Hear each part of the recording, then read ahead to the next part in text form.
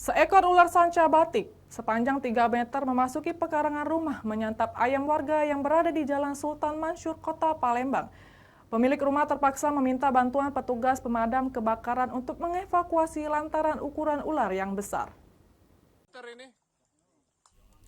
Beginilah video amatir proses evakuasi terhadap ular sanca batik yang berjalan dramatis. Ular sepanjang 3 meter ini didapati memasuki kandang ayam yang berada di pekarangan rumah milik warga di Jalan Sultan Mansur, Kecamatan Ilil Barat 1, Kota Palembang. Pemilik rumah terpaksa meminta bantuan petugas pemadam kebakaran untuk mengeluarkan ular dari dalam kandang.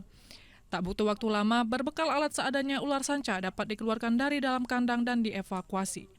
Menurut pemilik rumah, peristiwa ini baru pertama kali terjadi. Diketahui seekor ayam miliknya telah dimakan oleh ular sanca batik tersebut. Pertama aku nak buka kandang ayam, kunci kok terkejut, aku ada tumpukan pecah ular penuh sangkar itu kan. Ya tutup lagi. Baru aku telepon damkar. Ya terus tidak lama itu datang damkar, baru sekitar 8 lah datang tadi. Baru ditangkapnya. Disinyalir musim penghujan yang tengah melanda membuat ular sanca batik ini hijrah ke pekarangan rumah milik warga.